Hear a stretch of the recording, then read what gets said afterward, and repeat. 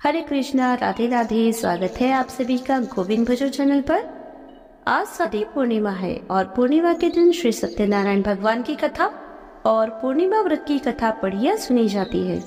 आज के दिन जो भी भक्त सच्चे मन से जैसी भी कामना को लेकर इस कथा को पढ़ते अथवा सुनते हैं और दूसरों को सुनाते हैं, भगवान श्री हरि और भगवान कृष्ण की कृपा से उनकी सभी मनोकामनाएं पूर्ण होती है। आज आप सुनेंगे सत्यनारायण भगवान की व्रत कथा का। तो चलिए वीडियो शुरू करते हैं।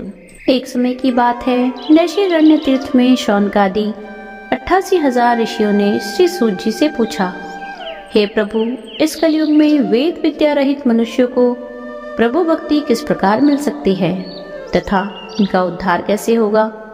हे मुनि श्रेष्ठ, कोई ऐसा तप बताइए जिससे थोड़े समय में ही पुण्य मिले और मनवांचित फल भी मिल जाए। इस प्रकार की कथा सुनने की हम लोग इच्छा रखते हैं। सभी शास्त्रों के ज्ञाता सूत जी बोले, हे वैष्णवों में पूज्य, आप सभी ने प्राणियों के हित की बात पूछी है, इसलिए मैं एक ऐसे श्रेष्ठ व्रत के बारे में आप लोगों को जरूर बताऊंगा जिसके बारे में नारद जी ने श्री लक्ष्मी नारायण जी से पूछा था और श्री लक्ष्मीपति श्री हरि ने नारद जी से कहा था। आप भी इसे सुनिए। एक समय की बात है, श्री नारद जी दूसरों के हित की इच्छा के लिए अनेकों लोकों में घूमते हुए मृत्युलोक में जा पहुँचे। यहाँ उन्होंने अनेक योनियों में जन्मे सभी मनुष्यों को अपने कर्मों के अनुसार पीड़ा झेलते हुए देखा। उनका दुख देख नारद जी सोचने लगे कि ऐसा क्या किया जाए जिससे निश्चित रूप से मानव के दुखों का अंत हो जाए। इसी विचार पर मनन करते हुए वह विष्णु लोक में गए। वहाँ वह नारायण की स्तुति करने लगे और बोले, हे भगवान, आप अत्यंत शक्ति से संपन्न हैं, निर्गुण स्वरूप, सृष्टि के कारण भक्तों के दुख को दूर करने वाले हैं, आपको मेरा प्रणाम। नारद जी की स्तुति सुन विष्णु भगवान बोले, मुनि श्रेष्ठ, आपके मन में क्या बात है उसे निसंकोच कहिए। इस पर नारद जी बोले कि मृत्युलोक में अनेक योनियों में जन्मे मनुष्य अपने कर्मों के द्वारा अनेकों दुख से दुखी हो रहे हैं। हे प्रभु, आप ये बताइए कि वो मनुष्य थोड़े प्रयास से ही अपने दुखों से कैसे छुटकारा पा सकते हैं।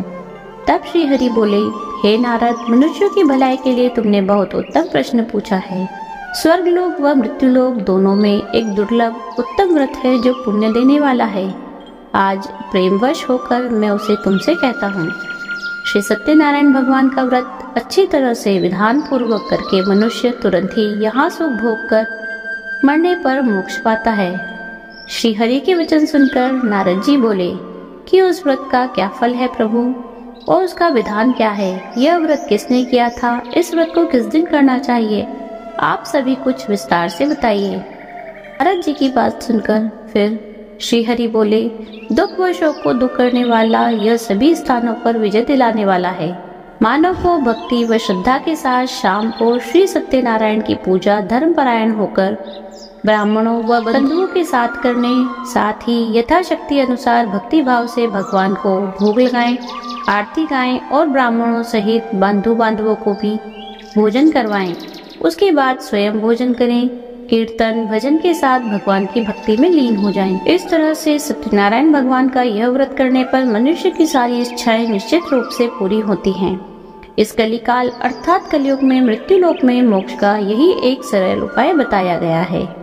श्री सूत जी बोले, हे ऋषियों, जिसने सबसे पहले इस व्रत को किया था उसका इतिहास कहता हूँ, ध्यान से सुनो। सुंदर काशीपुर नगरी में एक अत्यंत निर्धन ब्राह्मण रहता था। भूख प्यास से परेशान वह धरती पर घूमता रहता था। ब्राह्मणों से प्रेम करने वाले भगवान ने एक दिन ब्राह्मण का वेश धारण करके उसके पास जाकर पूछा, हे विप्र, नित्य दुखी होकर तुम पृथ्वी पर क्यों घूमते हो?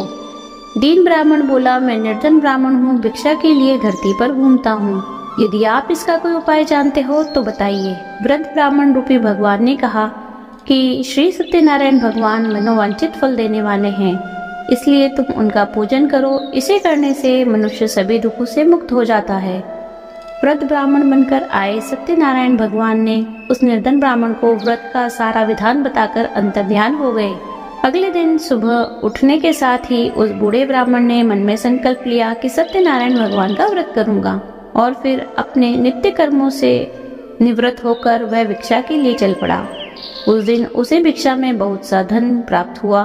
उसी धन से उसने परिवार के साथ भगवान सत्यनारायण की पूजा की व व्रत रखा। इस व्रत के रखने से कुछ ही दिनों बाद उसके सभी दुख और कष्ट दूर होने लगे और देखते ही देखते एक संपन्न और अनेक संपत्तियों का मालिक बन गया।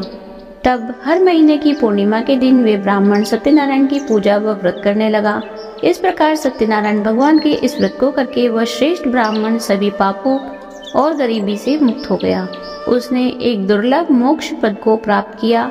इस तरह से सत्यनारायण भगवान के व्रत को जो मनुष्य करेगा वह सभी प्रकार के पापों से छूटकर मोक्ष को प्राप्त होगा। श्री सूत जी बोले, इस तरह से नारद जी से नारायण जी का कहा हुआ श्री सत्यनारायण व्रत को मैंने तुमसे कहा। हे विप्रो, मैं अब और क्या कहूँ। ऋषि बोले, हे मुनिवर, संसार में उस विप्र से सुनकर और किस किस ने इस व्रत को किया, हम सबको इस बात को सुनना चाहिए। इसके लिए हमारे मन में श्रद्धा का भाव है। श्री सूत जी बोले, हे मुनियों, जिस जिसने इस व्रत को किया वह सब सुनो। एक समय वही विप्र धन व ऐश्वर्य के अनुसार अपने बंधु बांधवों के साथ इस व्रत को करने को तैयार हुआ। उसी समय एक लकड़ी बेचने वाला बूढ़ा आदमी आया और लकड़ियां बाहर रखकर अंदर ब्राह्मण के घर में गया। प्यास से दुखी वह लकड़हारा उनको व्रत करते हुए देख विप्र को नमस्कार कर पूछने लगा कि आप क्या कर रहे हैं तथा इसके करने से आपको क्या फल मिलेगा, कृपा करके मुझे भी बताइए। ब्राह्मण ने कहा कि यह सब मनोकामनाओं को पूर्ण करने वाला व्रत है। यह सत्यनारायण भगवान का व्रत है। इसकी कृपा से ही हमारे घर में धन धान्य आदि की वृद्धि हुई है। विप्र से सत्यनारायण व्रत के बारे में जानकर लकड़हारा बहुत प्रसन्न हुआ। चरणामत लेकर वह प्रसाद खाने के बाद अपने घर गया। लकड़हारे ने मन में संकल्प किया कि आज लकड़ी बेचने से जो धन मिलेगा उसी से श्री सत्यनारायण भगवान का उत्तम व्रत करूंगा। मन में इस विचार को लेकर बूढ़ा आदमी सिर पर लकड़ियां रखकर उसे नगर में बेचने गया, जहां उसे अपनी लकड़ियों का दाम पहले से 4 गुना अधिक मिला। बूढ़ा प्रसन्नता के साथ सारे पैसे लेकर सत्यनारायण भगवान की मूर्ति और व्रत की अन्य सामग्रियां लेकर अपने घर गया। वहां उसने अपने परिवारजनों को बुलाकर विधि विधान से सत्यनारायण भगवान का पूजन और व्रत किया। इस व्रत के प्रभाव से वह बूढ़ा लकड़हारा धन, पुत्र आदि से युक्त होकर संसार के समस्त सुख को भोग कर अंतकाल में बैकुंठ धाम को चला गया। श्री सूत जी बोले, हे श्रेष्ठ मुनियों, अब आगे की कथा कहता हूँ। पहले समय में उल्कामुख नाम का एक बुद्धिमान राजा था। वह सत्यवक्ता और जितेंद्रिय था। प्रतिदिन देव स्थानों पर जाता और निर्धनों को धन देकर उनके कष्ट दूर करता था। उसकी पत्नी कमल के समान मुख वाली तथा सती साध्वी थी। भद्रशाली नदी के तट पर उन दोनों ने श्री सत्यनारायण भगवान का व्रत किया। उसी समय साधु नाम का एक वैश्य आया। उसके पास व्यापार करने के लिए बहुत सा धन भी था। राजा को व्रत करते देख वह विनय के साथ पूछने लगा, हे राजन, भक्ति भाव से पूर्ण होकर आप ये क्या कर रहे हैं? मैं सुनने की इच्छा रखता हूँ, तो कृपया आप मुझे भी बताइए। राजा बोला, मैं अपने बंधु बांधवों के साथ पुत्रादि की प्राप्ति के लिए श्री सत्यनारायण भगवान का व्रत व पूजन कर रहा हूँ। राजा के वचन सुनकर साधु आदर से बोला, हे राजन, मुझे इस व्रत का सारा विधान कहिए, मैं भी इस व्रत को करूँगा। मेरी भी संतान नहीं है और इस व्रत को करने से निश्चित रूप से ही मुझे संतान की प्राप्ति होगी। राजा से व्रत का सारा विधान सुनकर व्यापार से निवृत्त होकर वह अपने घर गया। साधु ने अपनी पत्नी को संतान देने वाले इस व्रत का वर्णन कह सुनाया और कहा कि जब मेरी संतान होगी तब मैं इस व्रत को करूंगा। साधु ने इस तरह के वचन अपनी पत्नी लीलावती से कहे। एक दिन लीलावती पति के साथ आनंदित हो संसारिक धर्म में प्रवृत्त होकर सत्यनारायण भगवान की कृपा से गर्भवती हो गई। 10वें महीने में उसके गर्भ से एक सुंदर कन्या ने जन्म लिया। माता पिता ने अपनी कन्या का नाम कलावती रखा। एक दिन कलावती की माँ लीलावती ने अपने पति को याद दिलाया कि आपने सत्यनारायण भगवान के जिस व्रत को करने का संकल्प किया था उसे करने का समय आ गया है, आप इस व्रत को कीजिए। साधु बोला, हे प्रिय, मैं इस व्रत को उसके विवाह पर करूंगा। इस प्रकार अपनी पत्नी को आश्वासन देकर वह नगर में चला गया। साधु ने एक बार नगर में अपनी कन्या को सखियों के साथ देखा तो उसे लगा कि उसकी कन्या अब विवाह योग्य हो चुकी है और उसने कन्या के योग्य वर ढूंढना शुरू कर दिया। इस बात को ध्यान में रखते हुए साधु एक नगर में पहुंचा और वहां देखभाल कर लड़की के सुयोग्य वाणिक के पुत्र को ले आया। सुयोग्य लड़के को देख साधु ने बंधु बांधवों को बुलाकर अपनी पुत्री का विवाह कर दिया। लेकिन दुर्भाग्य की बात यह कि साधु ने अभी तक श्री सत्यनारायण भगवान का व्रत नहीं किया। इस पर श्री भगवान क्रोधित हो गए और श्राप दिया। अपने कार्य में कुशल साधु बनिया जमाई को लेकर समुद्र के पास रत्नासारपुर नगर में गया। वहां जाकर दामाद ससुर दोनों मिलकर चंद्रकेतु राजा के नगर में व्यापार करने लगे। एक दिन भगवान सत्यनारायण की माया से एक चोर राजा का धन चुराकर भाग रहा था। उसने राजा के सिपाहियों को अपना पीछा करते हुए देखा तो चुराया हुआ धन वहां रख दिया जहां साधु अपने जमाई के साथ ठहरा हुआ था। राजा के सिपाहियों ने साधु वैश्य के पास राजा का धन पड़ा देखा तो वह ससुर जमाई दोनों को बांधकर प्रसन्नता से राजा के पास ले गए और कहा कि उन दोनों चोरों को हम पकड़ लाए हैं, आप आगे की कार्रवाई की आज्ञा दें। राजा की आज्ञा से उन दोनों को कठिन कारावास में डाल दिया गया और उनका सारा धन भी उनसे छीन लिया गया। श्री सत्यनारायण भगवान के श्राप से साधु की पत्नी भी बहुत दुखी हुई। घर में जो धन रखा था उसे भी चोर चुरा ले गए। शारीरिक तथा मानसिक पीड़ा व भूख प्यास से अति दुखी और अन्य की चिंता लीलावती एक ब्राह्मण के घर गई। वहां उसे श्री सत्यनारायण भगवान का व्रत होते देखा, फिर कथा भी सुनी। वहां प्रसाद ग्रहण कर वह रात को घर वापस आई। माता के कलावती से पूछने पर कि पुत्री अब तक तुम कहाँ थी, तेरे मन में क्या है? कलावती ने अपनी माता से कहा, हे माता, मैंने एक ब्राह्मण के घर में श्री सत्यनारायण भगवान का व्रत देखा है। कन्या के वचन सुनकर लीलावती भगवान के पूजन की तैयारी करने लगी। लीलावती ने परिवार व बंधुओं के सहित सत्यनारायण भगवान का पूजन किया और उनसे वर मांगा कि मेरे पति तथा जमाई शीघ्र ही घर आ जाएं।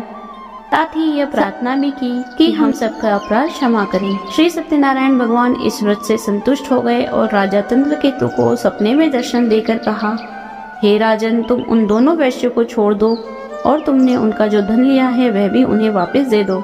अगर ऐसा नहीं किया तो मैं तुम्हारा धन, राज्य व संतान सभी कुछ नष्ट कर दूंगा। राजा को यह सब कहकर वे अंतर्ध्यान हो गए। प्रातः काल सभा में राजा ने अपना सारा सपना सुनाया। फिर बोले कि उन दोनों को कैद से मुक्त कर सभा में लाओ। दोनों ने आते ही राजा को प्रणाम किया। राजा बोला, महानुभाव, भाग्यवश ऐसा कठिन दुख तुम्हें प्राप्त हुआ, लेकिन अब तुम्हें कोई भय नहीं है। ऐसा कहकर राजा ने उन दोनों को नए वस्त्राभूषण पहनाए और जितना उनका धन लिया था सभी कुछ दुगना वापस कर दिया। दोनों वैश्य अपने घर को चल दिए। श्री सूर्य जी बोले, वैश्य ने मंगलचार कर अपनी यात्रा आरंभ की और अपने नगर की ओर चल दिया। उनके थोड़ी दूर जाने पर दंडी वेशधारी श्री सत्यनारायण भगवान ने उनसे पूछा, हे साधु, तेरी नाव में क्या है? अभिवाणी वणिक हंसता हुआ बोला, हे दंडी, आप क्यों पूछते हो? क्या धन लेने की इच्छा है? मेरी नाव में तो बेल व पत्ते भरे हुए हैं।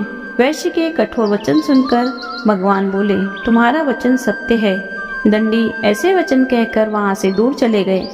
कुछ दूर जाकर समुद्र के किनारे बैठ गए। दंडी के जाने के बाद साधु वैश्य ने नित्य क्रिया के पश्चात नाव को ऊंची उठाकर देखा तो अचंबा माना और नाव में बेल पत्ते आदि देख वह मूर्छित हो जमीन पर गिर पड़ा। वापस होश आने पर वह अत्यंत शोक में डूब गया। तब उसका दामाद बोला कि आप शोक न मनाएं, यह दंडी का शाप है, इसलिए हमें उनकी शरण में जाना चाहिए, तभी हमारी मनोकामना पूर्ण होगी। दामाद की बात सुनकर वह दंडी के पास पहुंचा और अत्यंत भक्तिभाव से नमस्कार करके बोला, मैंने आपसे जो असत्य वचन कहे थे उसके लिए मुझे क्षमा कर दीजिए। ऐसा कहकर वह रोने लगा। तब दंडी भगवान बोले, हे वणिक पुत्र, मेरी आज्ञा से बार बार तुम्हें दुख प्राप्त हुआ है, तू मेरी पूजा से विमुख हुआ। साधु बोला, हे भगवान, आपकी माया से ब्रह्मा आदि देवता भी आपके रूप को नहीं जानते, तब मैं अज्ञानी कैसे जान सकता हूँ? आप प्रसन्न होइए, मैं सामर्थ्य के अनुसार आपकी पूजा करूँगा। मेरी रक्षा कीजिए और पहले के समान नौका में धन भर दीजिए।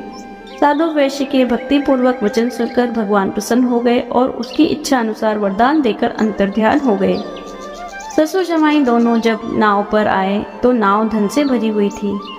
फिर वही अपने अन्य साथियों के साथ सत्यनारायण भगवान का पूजन कर अपने नगर को चल दिए। जब नगर के नजदीक पहुंचे तो दूत को घर पर खबर करने के लिए भेज दिया। दूत साधु की पत्नी को प्रणाम करके कहता है कि मालिक अपने दामाद सहित नगर के निकट आ गए हैं।